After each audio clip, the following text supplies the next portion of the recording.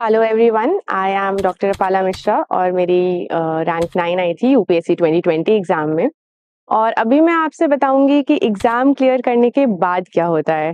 तो जैसे ही हम एग्जाम क्लियर करते हैं उसके बाद हमें लबासना ज्वाइन करना होता है। तो उसके बीच में अराउंड 1.5 मंथ्स तक का गैप रहता है।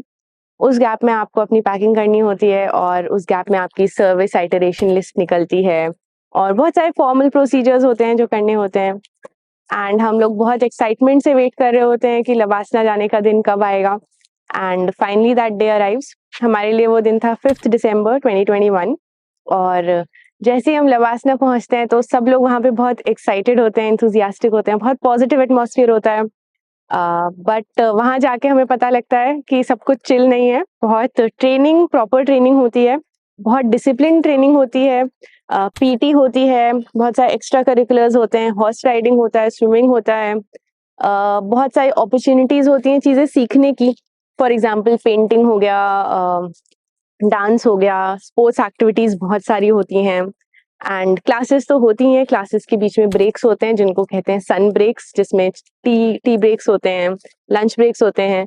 मेस में आपको फॉर्मल्स में पहन के जाना होता है और काफ़ी डिसिप्लिन एटमॉस्फेयर होता है हर जगह। फिर बहुत सारे अटैचमेंट्स भी होते हैं। जैसे सबसे पहले विलेज विजिट होता है जिसमें हमें अलग-अलग डिस्ट्रिक्ट्स में, विलेजेस में जाना होता है और वहाँ कैसे काम चल रहा है वो सीखना होता है, कैसे एडमिनिस्ट्रेशन कैसे डिस्ट्रिक्ट लेवल पे वर्क कर रहा है, कैसे विलेज लेवल पे वर्क कर रहा है, वो सीखते हैं। तो that is very interesting. Apart from that हमारा एक हिमालयन ट्रैक होता है जिसमें फॉर 10 डेज़ कंटिन्यूअसली हमें ट्रैक करना होता है। एंड हमारी केस में बहुत स्नो थी, सो उन स्नोई एरियाज में सब लोग साथ में ट्रैकिंग करते हैं, जो कि टफ होता है बट उतना ही इंजॉयबल भी होता है क्योंकि आप अपने फ्रेंड्स के साथ रहते हैं। And the sense of achievement at the end of it. And one more important highlight is the India day. India day में हम सब ग्रुप्स में होते हैं अलग अलग रीजन्स के, एंड हमें उस रीजन के हिसाब से ड्रेसअप करके उस रीजन को रिप्रेजेंट करना होता है। कल्चरल प्रोग्राम्स होते हैं।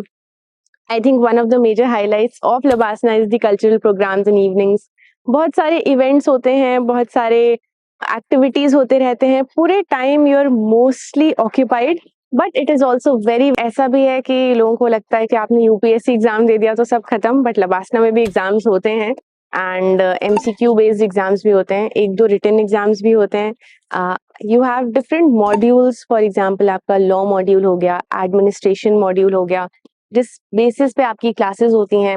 अलग अलग फैकल्टी आती है आपकी क्लासेस लेने, बहुत सारे गेस्ट लेक्चर्स भी होते हैं जिसमें बहुत वेल अकम्प्लिश लोग आते हैं और अपने एक्सपीरियंसेस बताते हैं लबासना में। And so overall I think it is a very great enriching experience.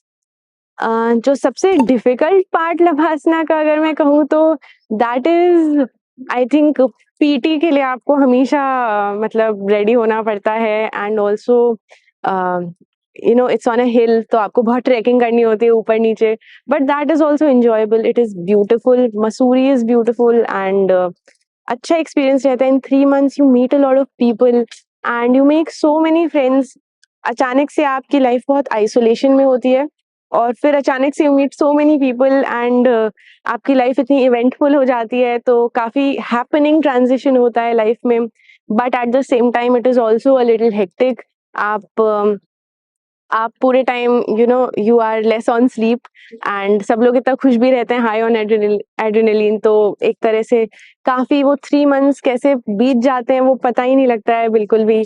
तो ओवरऑल आई से it is a great experience. And जो भी सब आप यूपीएससी एग्जाम में पढ़ाई करते हैं वो सब काम आता है, आपके जो भी सब पढ़ाते हैं लबासना में उसमें कहीं ना कहीं काम आता है। तो I think it is great, wonderful and all the best to everyone preparing for this exam. So LBSNAA के ये very happening and very eventful 3 months के बाद फाइनली हम लोग सब लोग जाते हैं अपनी पेरेंट अकेडमीज में। And that farewell is a little teary क्योंकि हम अपने सारे फ्रेंड्स को गुड बाय बोल रहे होते हैं जो सब कंट्री के अलग अलग अकेडमीज में, अलग अलग एरियाज में जा रहे होते हैं। कमिंग हियर लाइक एफएसआई, जो फॉरेन सर्विस इंस्टीट्यूट है, Sushma Swaraj institute of foreign service, वो दिल्ली में लोकेटेड है। वहाँ पे 6 months का इंडक्शन ट्रेनिंग प्रोग्राम होता है। उस इंडक्शन ट्रेनिंग प्रोग्राम में भी बहुत सारे टूर्स होते हैं, बहुत सारे अटैचमेंट्स होते हैं। सबसे पहले शुरुआत होती है भारत दर्शन से, जो कि बहुत ही मच अवेटेड होता है।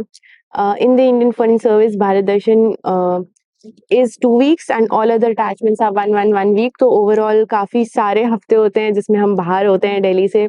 तो वहाँ पे इन भारत दर्शन वी चूज़ आवर लोकेशंस और बहुत अच्छी-अच्छी एरिया, अच्छी-अच्छी सीनरीज़ ऑफ इंडिया देखने को मिलती हैं। Then we have certain attachments like ISRO attachment in Bangalore और different attachments in Mumbai and a lot of places. तो बहुत नॉलेज मिलती है, बहुत सारे लोगों से इंटरेक्शन होता है। We also have a state attachment जिसमें आप अपने होम स्टेट जाते हैं। तो overall it is a lot of travelling and it is a lot of fun. And इसी बीच हमें अपनी लैंग्वेजेस चूज करनी होती हैं। हमारी लैंग्वेजेस अलॉट होती हैं on the basis of our preference and rank.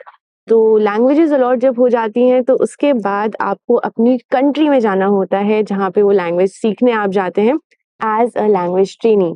तो अगर आपकी लैंग्वेज फ्रेंच है तो आपको जाना होगा फ्रांस, अगर आपकी लैंग्वेज जर्मन है तो आपको जाना होगा Germany, and if it's Spanish then you have to go to Spain. Likewise, everyone gets divided into different cohorts of languages. ये languages हर साल वेरी करती हैं, डिपेंड करता है कि उस साल कितनी वैकेंसीज हैं किस लैंग्वेज में। यूजुअली 5 UN लैंग्वेजेस तो रहती हैं, एडिशनल टू दैट और लैंग्वेजेस भी इंक्लूड हो सकती हैं। So then after that, after 6 months हमारा 2 मंथ्स मिनिस्ट्री में अटैचमेंट होता है जिसमें हम डेस्क जॉब करते हैं, जिसमें हम फाइलिंग वर्क करते हैं। And then we get a little amount of preparation leave जिसमें हम पैकिंग करते हैं अपनी, and then off we go to our different destinations और फिर आगे का experience I think I'll share after 1 year. Hobbies की बात की जाए तो LBSNAA gives you a lot of opportunities to pursue your hobbies also. वहाँ पे क्लब्स होते हैं, सोसाइटीज होते हैं, उन क्लब्स और सोसाइटीज में लोग इलेक्ट होते हैं जैसे कॉलेजेस की तरह। तो वहाँ पे हमारा हॉबीज क्लब होता है, हमारा एडवेंचर क्लब होता है, एडवेंचर सोसाइटी होती है, ऑफिसर्स क्लब होता है जो स्पोर्ट्स देखता है। तो there are lot of different societies and उसमें कॉम्पिटिशन्स होते हैं, जैसे पेंटिंग कॉम्पिटिशन हो गया, स्पोर्ट्स कॉम्पिटिशन हो गया, एथलेटिक्स मीट हो गया। तो हमेशा कुछ ना कुछ ऐसा चलता रहेगा। You get a lot of opportunity to develop your self, to grow, to interact with people, and you find your self as a much more evolve person once you are done with everything.